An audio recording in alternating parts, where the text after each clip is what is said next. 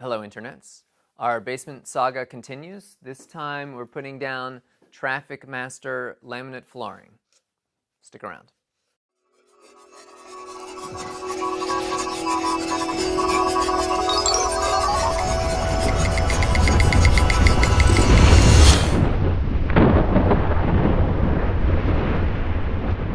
So I came home from a gig yesterday and I found that Catherine had already put down like a third of this laminate flooring that she got a week or so ago, maybe 2 weeks. We're just going to show a quick video about how she's been putting this together. The laminate flooring wasn't at the top of my list, but it's going to be pretty sweet.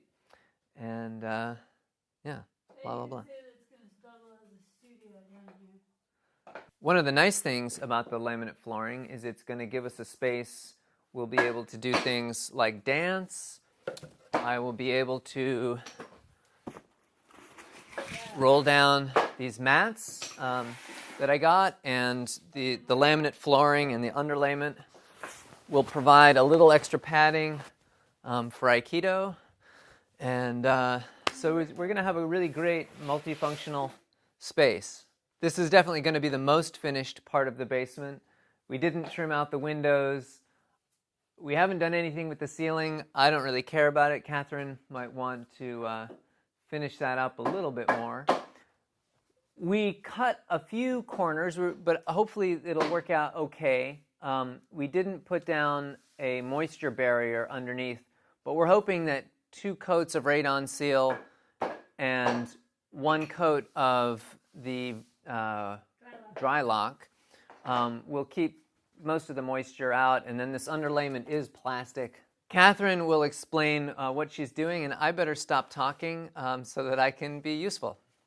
So with tongue and groove, and you can feel, I don't really know how to describe this part, but there's one side that you can feel it's rounded underneath, and the tongue is kind of mid-width, and then the other side is a square edge, and the tongue, this is actually the groove side, but the tongue is on the bottom. So once you start doing it, you can feel the difference of the edges. So I'm working with I'll call it the rounded side, the tongue, and the other one, the groove.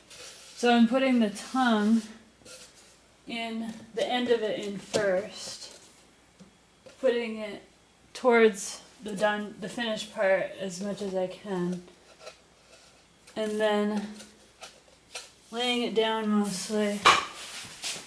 And then this is the tricky part, is you want to angle this just a little bit and try to line it up ideally, and then we're going to push it in on the corner.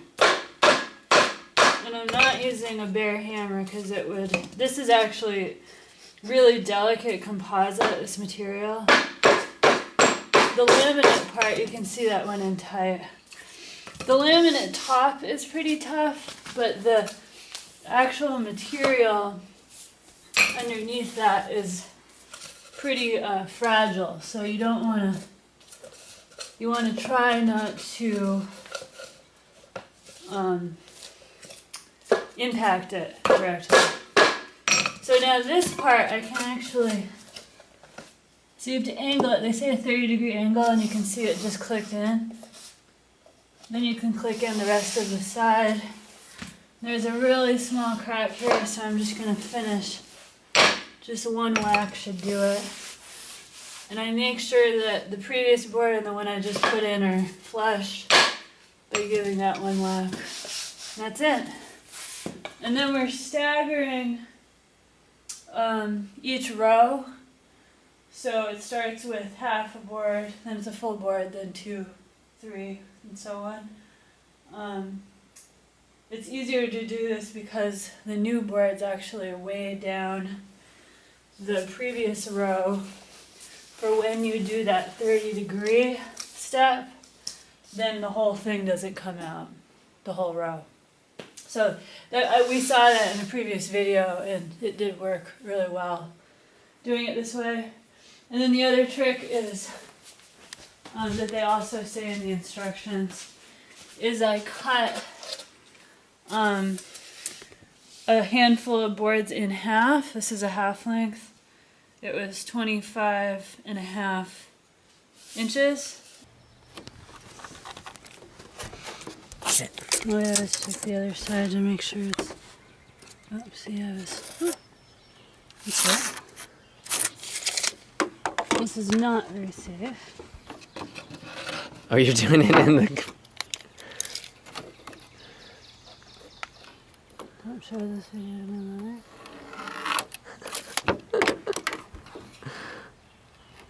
Well, I guess that gives you a I guide. set it low so that it's just the width of the board pretty much. Don't step on it. Oh, I was gonna try to hold it still for you.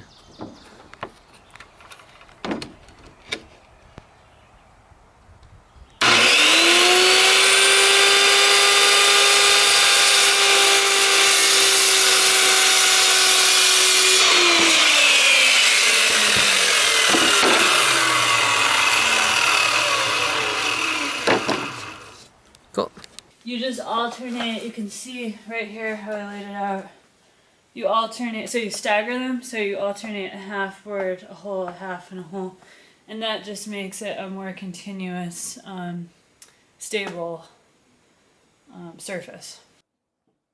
So we're putting the laminate flooring down over half of the basement here, except for this little corner over here where we're going to try to make a little root cellar using the cold from the 3 surfaces that are flush to the ground, and then we'll insulate the 3 surfaces that are open to the inside. The instructions say to leave a gap, and we've left a gap, but the concrete walls are not entirely square, so in some areas there's less of a gap, and in some areas there's more. Hopefully that won't be a problem. We're also taking on a little bit of a risk that the Zypex that we put down over these cracks is going to hold, fingers crossed, and that the 2 coats of radon seal that we put down on the floor and the 1 coat of Drylock are going to be enough to keep moisture from coming up from underneath because we didn't put down that moisture barrier. So fingers crossed, and if it only lasts a few years because of moisture problems, so be it. It's not the cheapest experiment, but probably one we can afford.